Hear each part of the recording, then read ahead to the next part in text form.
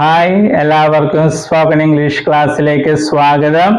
English ഭാഷയിലെ B എന്ന വെർബിന്റെ ഉപയോഗമാണ് കണ്ടുകൊണ്ടിരിക്കുന്നത്.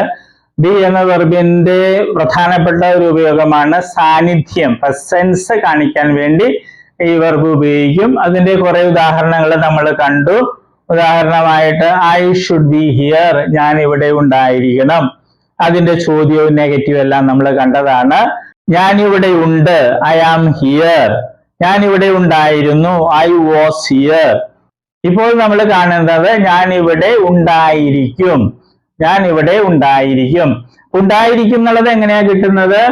ബി എന്ന ആ ബേസ് ഫോമിന്റെ മുന്നിലായിട്ട് വിൽ വെച്ചാൽ മതി. വിൽ ബി, ഉണ്ടായിരിക്കും. വിൽ ബി അതിന്റെ അർത്ഥമാണ് ഉണ്ടായിരിക്കും. കഴിഞ്ഞ ക്ലാസ്സിൽ ഒരു വാചകം കണ്ടു, ഐ വിൽ ബി ഹിയർ, ഞാൻ ഇവിടെ ഉണ്ടായിരിക്കും. ഇന്ന് നമ്മൾ ഇതിന്റെ ചോദ്യമാണ് കാണുന്നത്. മലയാളത്തിൽ എന്താണ് ചോദ്യം? ഞാൻ ഇവിടെ ഉണ്ടായിരിക്കുമോ? ഞാൻ ഇവിടെ ഉണ്ടായിരിക്കുമോ? ഇംഗ്ലീഷില് ചോദ്യം ഉണ്ടാക്കുന്ന രീതി നമുക്കറിയാം. വെർബിന്റെ ആദ്യത്തെ ഭാഗം കൊണ്ടുവന്ന് മുന്നിലിട്ടാൽ ചോദ്യമായി. വെർബ് എന്ന് പറയുന്നത് ഇതാണ്, വിൽ ബി. രണ്ട് വാക്കുകളുണ്ട്, മലയാളത്തിൽ ഒരെണ്ണമുള്ളൂ, ഉണ്ടായിരിക്കും. പക്ഷെ ഇംഗ്ലീഷില് വിൽ ബി എന്ന് പറഞ്ഞാലാണ് മലയാളത്തിൽ ഉണ്ടായിരിക്കും എന്ന് കിട്ടുന്നത്. അപ്പോൾ എളുപ്പമാണ്, ഈ വില്ല് കൊണ്ടൊന്ന് മുന്നിലിട്ടാൽ മതി. അതാണ് ഇവിടെ നമ്മൾ എഴുതിയിരിക്കുന്നത്. Will I be here. Will I be, will be I here അല്ല, will I be here. Will I be here എഴുതുമ്പോൾ ക്വസ്റ്റ്യൻ മാർക്ക് ഇടണം. അപ്പൊ നമുക്ക് നോക്കാം. Will I be here, will I be here, will I be here. ഞാൻ ഇവിടെ ഉണ്ടായിരിക്കുമോ? Will I be there, ഞാൻ അവിടെ ഉണ്ടായിരിക്കുമോ? Will I be in the classroom, ഞാൻ ക്ലാസ് റൂമിൽ ഉണ്ടായിരിക്കുമോ? Will I be in the house, ഞാൻ വീട്ടിൽ ഉണ്ടായിരിക്കുമോ? ഐയുടെ കൂടെ ഇതുപോലെ ഉപയോഗിക്കുന്നത് ഞാൻ ഇവിടെ ഉണ്ടായിരിക്കുമോ? നമുക്ക് അർത്ഥമില്ലാത്തതായിട്ട് തോന്നും. അങ്ങനെ ഉണ്ടെങ്കിൽ അത് വിട്ടു കളഞ്ഞേക്ക്. പക്ഷെ അങ്ങനെ നമുക്ക് വാചകങ്ങൾ ഉണ്ടാക്കാം. ഓക്കെ, ഇനി അടുത്തത് വി വെച്ച് അതുപോലെ തന്നെയാണ്. Will we B here, will we B here, നമ്മൾ ഇവിടെ ഉണ്ടായിരിക്കുമോ? നമ്മൾ സാധാരണ ചോദിക്കാറില്ല, അത് നമ്മൾ വിടാം. യു വെച്ച് നമുക്ക് പ്രാക്ടീസ് ചെയ്ത് നോക്കാം. എപ്പോഴും പറയുന്ന പോലെ അർത്ഥമില്ലാത്ത വാചകങ്ങളാണ് തോന്നുകയാണെങ്കിൽ നമ്മൾ പ്രാക്ടീസ് ചെയ്യേണ്ട വേറെ ഇതിലേക്ക് പോയേക്കുന്നേ. Will you be here, will you be here, will you be here, നീ ഇവിടെ ഉണ്ടായിരിക്കുമോ? വിൽ യു ബി ദർ, നീ അവിടെ ഉണ്ടായിരിക്കുമോ? ഞാൻ വരുമ്പോൾ നീ അവിടെ ഉണ്ടായിരിക്കുമോ? Will you be there when I come, will you be there when I come. When I come എന്ന് പറയുന്നത് നമുക്ക് പിന്നീട് പഠിക്കാം. Okay, will you be in the classroom, നീ ക്ലാസ് റൂമിൽ ഉണ്ടായിരിക്കുമോ? Will you be in the house, നീ വീട്ടിൽ ഉണ്ടായിരിക്കുമോ? ഇനി അടുത്ത he. Will he be here, will he be here, will he be here, അവൻ ഇവിടെ ഉണ്ടായിരിക്കുമോ? വിൽ ഹി ബി ദർ, അവൻ അവിടെ ഉണ്ടായിരിക്കുമോ? Will he be in the classroom, അവൻ ക്ലാസ് റൂമിൽ ഉണ്ടായിരിക്കുമോ? Will he be in the house, അവൻ വീട്ടിൽ ഉണ്ടായിരിക്കുമോ? അടുത്തത് ഷീ വെച്ച്. വിൽ ഷി ബി ഹിയർ, അവൾ ഇവിടെ ഉണ്ടായിരിക്കുമോ? വിൽ ഷി ബി ദർ, അവൾ അവിടെ ഉണ്ടായിരിക്കുമോ? Will she be in the classroom, അവൾ ക്ലാസ് റൂമിൽ ഉണ്ടായിരിക്കുമോ? Will she be in the house, അവൾ വീട്ടിൽ ഉണ്ടായിരിക്കുമോ? ഇനി ദേ വെച്ച്. വിൽ ദേ ബി ഹിയർ, അവർ ഇവിടെ ഉണ്ടായിരിക്കുമോ? വിൽ ദേ ബി ദർ, അവർ അവിടെ ഉണ്ടായിരിക്കുമോ? Will they be in the classroom, അവർ ക്ലാസ് റൂമിൽ ഉണ്ടായിരിക്കുമോ? Will they be in the house, അവർ വീട്ടിൽ ഉണ്ടായിരിക്കുമോ? എല്ലാം ചോദ്യങ്ങളാണ്. നമുക്കിനി ഇവ വെച്ച് നോക്കാം. ഇതുപോലെ തന്നെയാണ്, വ്യത്യാസമൊന്നും ഇല്ല. Will I B with me, ഇതെല്ലാം അർത്ഥമില്ലാത്ത വാചകങ്ങളാണ്, അതെല്ലാം നമ്മൾ ഉപേക്ഷിക്കുകയാണ്. യു വെച്ച് നമുക്ക് തുടങ്ങാം. Will you be with me, നീ എന്റെ കൂടെ ഉണ്ടായിരിക്കുമോ? Will you be with us, നീ ഞങ്ങളുടെ കൂടെ ഉണ്ടായിരിക്കുമോ? Will you be with you, നീ നിന്റെ കൂടെ ഉണ്ടായിരിക്കുമോ? അതൊരു അർത്ഥമില്ലാത്ത വാചകമാണ്, നമ്മൾ ഉപേക്ഷിക്കുന്നു. Will you be with him, will you be with him, നീ അവന്റെ കൂടെ ഉണ്ടായിരിക്കുമോ? Will you be with her, നീ അവളുടെ കൂടെ ഉണ്ടായിരിക്കുമോ? Will you be with them, will you be with them, നീ അവരുടെ കൂടെ ഉണ്ടായിരിക്കുമോ? Will you be with the children, നീ കുട്ടികളുടെ കൂടെ ഉണ്ടായിരിക്കുമോ? ഹി വെച്ച്. Will he be with me, will he be with me, അവൻ എന്റെ കൂടെ ഉണ്ടായിരിക്കുമോ? Will he be with us, അവൻ നമ്മുടെ കൂടെ ഉണ്ടായിരിക്കുമോ? Will he be with you, അവൻ നിന്റെ കൂടെ ഉണ്ടായിരിക്കുമോ? Will he be with him, അവൻ അയാളുടെ കൂടെ ഉണ്ടായിരിക്കുമോ? അവൻ അയാളുടെ കൂടെ ഉണ്ടായിരിക്കുന്നു, രണ്ടുപേരുണ്ട്. Okay. Will he be with her, അവൻ അവളുടെ കൂടെ ഉണ്ടായിരിക്കുമോ? Will he be with them, അവൻ അവരുടെ കൂടെ ഉണ്ടായിരിക്കുമോ? Will he be with the children, അവൻ കുട്ടികളുടെ കൂടെ ഉണ്ടായിരിക്കുമോ? അടുത്തത് ഷീ വെച്ചാണ്, ഇതേപോലെ തന്നെയാ. Will she be with me, അവൾ എന്റെ കൂടെ ഉണ്ടായിരിക്കുമോ? Will she be with us, അവൾ നമ്മുടെ കൂടെ ഉണ്ടായിരിക്കുമോ? Will she be with you? അവൾ നിന്റെ കൂടെ ഉണ്ടായിരിക്കുമോ? Will she be with him?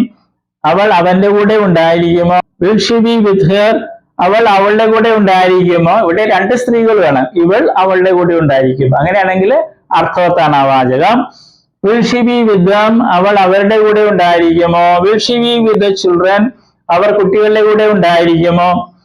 ഇനി അടുത്തത് ദേ, അവർ അല്ലെങ്കിൽ ഇവർ. Will they be with me? ഇവർ എന്റെ കൂടെ ഉണ്ടായിരിക്കുമോ? Will they be with us? അവർ നമ്മുടെ കൂടെ ഉണ്ടായിരിക്കുമോ? Will they be with you? Will they be with you? അവർ നിന്റെ കൂടെ ഉണ്ടായിരിക്കുമോ? Will they be with him? അവർ അവന്റെ കൂടെ ഉണ്ടായിരിക്കുമോ? Will they be with her? അവർ അവളുടെ കൂടെ ഉണ്ടായിരിക്കുമോ? Will they be with them? ഇവർ അവരുടെ കൂടെ ഉണ്ടായിരിക്കുമോ? Will they be with the children? അവർ കുട്ടികളുടെ കൂടെ ഉണ്ടായിരിക്കുമോ? ഇന്ന് നമ്മൾ കണ്ടത് ക്വസ്റ്റ്യൻ ഉണ്ടാക്കുന്നതാണ്. ഐ വിൽ ബി ഹിയർ, ഞാൻ ഇവിടെ ഉണ്ടായിരിക്കും. Question will I be here, ഞാൻ ഇവിടെ ഉണ്ടായിരിക്കുമോ? ഇനിയുള്ളത് രണ്ട് വാചകങ്ങൾ കൂടിയാണ്. നെഗറ്റീവ് ഉണ്ട്, നെഗറ്റീവ് ചോദ്യമുണ്ട്. 4 വാചകങ്ങൾ പഠിക്കും. സാധാരണ 4 വാചകങ്ങളാണ് നമ്മൾ എല്ലാത്തിലും പഠിക്കുന്നത്. എല്ലാ ക്ലാസ്സിലും പറയുന്നത് പോലെ നിങ്ങൾ പ്രാക്ടീസ് ചെയ്യണം. പ്രാക്ടീസ് ചെയ്യാനൊന്നും കിട്ടത്തില്ല. ഈ ഒഴുക്കൊന്നും വരില്ല. വിൽ ഐ ബി ഹിയർ, ഈ വില്ല് കഴിഞ്ഞിട്ട് ഐ വരുന്നു, ബി വരുന്നു, ഹിയർ, ആ ഒഴുക്ക് വരണമെങ്കിൽ പ്രാക്ടീസ് ചെയ്യണം. ഒരാളെ കൂടി കണ്ടെത്തി മലയാളം ഇംഗ്ലീഷ് പറഞ്ഞ് ഓരോ വാചകം 10 പ്രാവശ്യമെങ്കിലും പറഞ്ഞ് പഠിക്കുക. പിന്നെ തെറ്റൊന്നും വരില്ല. പിന്നെ വെർബിന്റെ ലിസ്റ്റ് ഉണ്ട്. കുറച്ച് വെർബ്സ് എല്ലാ ദിവസവും പഠിക്കാൻ നോക്ക്. അർത്ഥം പഠിക്കണം, ഉച്ചാരണം പഠിക്കണം. 4 ഫോംസ് എല്ലാ വെർബിന്റെ അറിഞ്ഞിരിക്കണം. ഓക്കെ, പുതിയ വാക്കുകളും പഠിക്കണേ. All the best.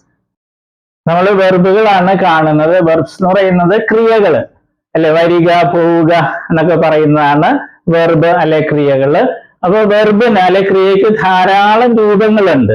ഉദാഹരണമായിട്ട് മലയാളത്തിൽ എഴുതുക എന്ന ക്രിയ അല്ലെങ്കിൽ വെർബ് എടുക്കുക, അങ്ങനെ ഒത്തിരി രൂപങ്ങൾ. എഴുതുക, എഴുതും, എഴുതുകയാണ്, എഴുതിയിട്ടുണ്ടായിരുന്നു, എഴുതുവാൻ, എഴുതുമായിരുന്നു, എഴുതണമായിരുന്നു, അങ്ങനെയൊക്കെ ധാരാളം രൂപങ്ങൾ മലയാളത്തിലുണ്ട്. അതുപോലെ ഇംഗ്ലീഷിലുണ്ട് ധാരാളം ഫോംസ്, രൂപങ്ങളുണ്ട്. അതിൽ 4 എണ്ണമാണ് ഇംഗ്ലീഷിലെ ഏറ്റവും പ്രധാനപ്പെട്ട രൂപങ്ങൾ. അതേതൊക്കെയാണ്? ഫോം എന്ന് വെച്ചാൽ രൂപം. Base form, present form, past form, past participle form. ഈ 4 രൂപങ്ങളാണ് ഏറ്റവും പ്രധാനപ്പെട്ടത്. കാരണം ഇംഗ്ലീഷില് എല്ലാ ടെൻസ് എന്ന് പറയുന്നത് അത് മറ്റൊക്കെ ഉണ്ടാക്കുന്നത് ഈ 4 എണ്ണത്തില് ഏതെങ്കിലുമൊക്കെ ഉപയോഗിച്ചാണ് ടെൻസും മറ്റും ഉണ്ടാക്കുന്നത്. അപ്പൊ ഈ 4 എണ്ണം അറിഞ്ഞിരിക്കണം, എങ്കിലേ ഇംഗ്ലീഷ് സംസാരിക്കാനും എഴുതാനൊക്കെ സാധിക്കുകയുള്ളൂ. ഉദാഹരണമായിട്ട് നമ്മൾ ബേസ് ഫോം അല്ലെ, ഉദാഹരണമായിട്ട് റൈറ്റ് എന്ന വെർബ് എടുക്കുന്നു. അതിന്റെ അർത്ഥം എന്താണ്? എഴുതുക. പ്രസന്റ് ഫോമില് റൈറ്റ് ഉണ്ട്, റൈറ്റ്സും ഉണ്ട്. ഇത് പ്ലൂറലാണ്, ഇത് സിംഗുലർ ആണ്. ഇതിന്റെ അർത്ഥം എന്താണ്? എഴുതാറുണ്ട് അല്ലെങ്കിൽ എഴുതുന്നു. ഇത് രണ്ടുപേരെ അർത്ഥം മലയാളത്തില്. പല കുട്ടികളും പ്രസന്റ് ഫോമിൽ ചോദിക്കുമ്പോൾ അവര് എഴുതുക എന്ന് പറയും. അത് തെറ്റാണ്. ഈ പ്രസന്റ് ഫോമില് റൈറ്റിന്റെ അർത്ഥം എഴുതാറുണ്ട് എന്നുള്ളതാണ്. എഴുതുക എന്നുള്ളത് ബേസ് ഫോമാണ്. ഇത് ഒത്തിരി പേര് തെറ്റായിട്ട് സ്കൂളിൽ പഠിച്ചിട്ടുണ്ട്. പാസ്റ്റ് ഫോമില് അതിന്റെ അർത്ഥം എന്താണ്? വാക്ക് എന്താണ്? റോട്ട്. അതിന്റെ അർത്ഥം എഴുതി എന്നുള്ളതാണ്. പിന്നെ പാസ്റ്റ് പാർട്ടിസിപ്പിൾ ഫോം ഉണ്ട്, അതിന്റെ റൈറ്റിൻ്റെത് റിട്ടൺ എന്നുള്ളതാണ് ആ ഫോം. അതിന് പല അർത്ഥങ്ങളുണ്ട്, മാറി മാറി വരും. പിന്നെ ഒരു കാര്യം നമ്മൾ അറിഞ്ഞിരിക്കുക, ഈ ബേസ് ഫോമും പ്രസന്റ് ഫോം പ്ലൂറലും, ബേസ് ഫോമും പ്രസന്റ് ഫോം പ്ലൂറലും ഇംഗ്ലീഷ് ഭാഷയിലെ വെർബുകൾക്ക് ഒരെണ്ണത്തിനൊഴികെ, ബി എന്ന വെർബിനൊഴികെ ബാക്കി എല്ലാ വെർബുകൾക്കും ഒരേപോലെയാണ്. സ്പെല്ലിങ്ങും ഉച്ചാരണമൊക്കെ ഒരേപോലെ തന്നെയാണ്. ഏത്? ബേസ് ഫോമും present form പ്ലൂറലും.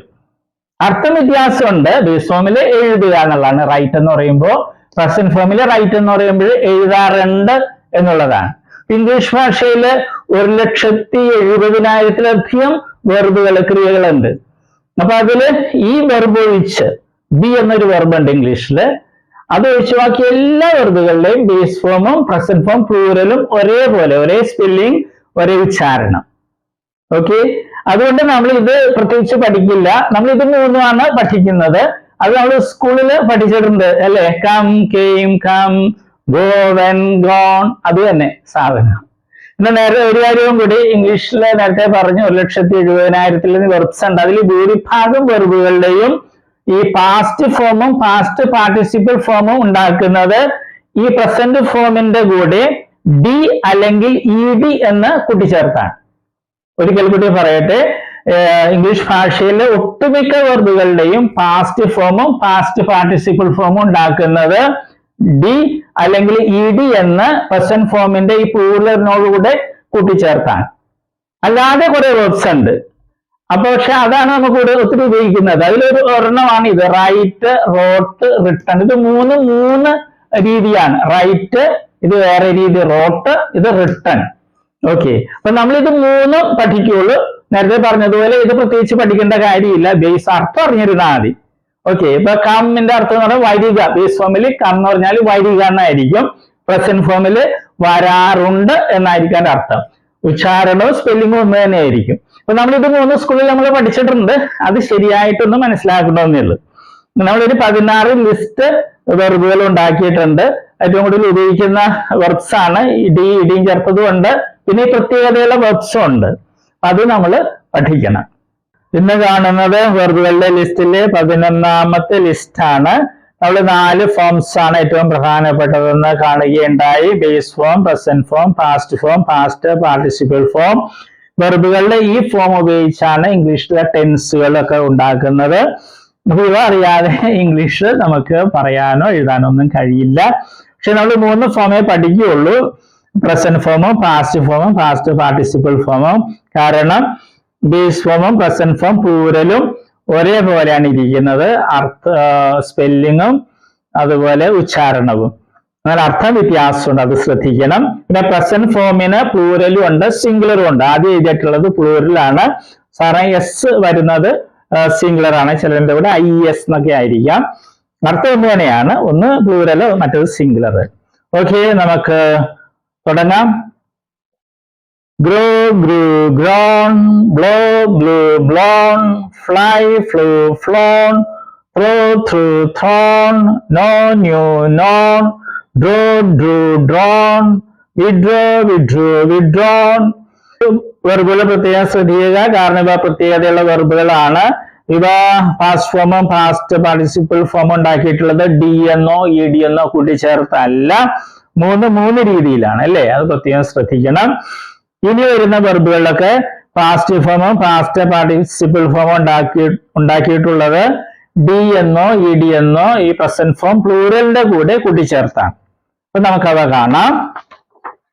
preach, preached, preached, prepare, prepared, prepared, pretend, pretended, pretended, pump, pumped, pumped, rain, rained, rained, reduce, reduced, reduced, reject, rejected, rejected, reply, replied, replied, sow, sowed, sowed, scrub, scrubbed, scrubbed, shave, shaved, shaved, sigh, sighed, sighed, sip, sipped, sipped, smash, smashed, smashed, stay, stayed, stayed, waste, wasted, wasted, wave, waved, waved, wine, wined, wined, wave, waved, waved, worry, worried, worried, wrap, wrapped, wrapped, wonder, wondered, wondered. എപ്പോഴും ഓർക്കുക, ഈ വെർബുകളെല്ലാം ഇംഗ്ലീഷിൽ ഏറ്റവും കൂടുതൽ ഉപയോഗിക്കുന്ന വെർബുകളുടെ ലിസ്റ്റിൽ പെട്ടതാണ്. അതുപോലെ ചില വെർബുകളിലേക്ക് സിംഗുലർ ആകുമ്പോൾ വെറുതെ എസ് ചേർക്കുകയല്ല, IES എന്നൊക്കെ ആയിരിക്കാം. അത് പ്രത്യേകം ശ്രദ്ധിക്കണം. എഴുതുമ്പോഴൊക്കെ കറക്റ്റ് ആയിട്ട് എഴുതാൻ സഹായിക്കും. അല്ലെ പാസ്റ്റ് ഫോമിലൊക്കെ ചിലതിലൊക്കെ ഡബിൾ ലെറ്റേഴ്സ് ഡബിൾ ആയിട്ടുണ്ടാകും, അത് ഇരട്ടിച്ചിട്ടുണ്ടാകും. അതും പ്രത്യേകം ശ്രദ്ധിക്കുക. ഓക്കെ.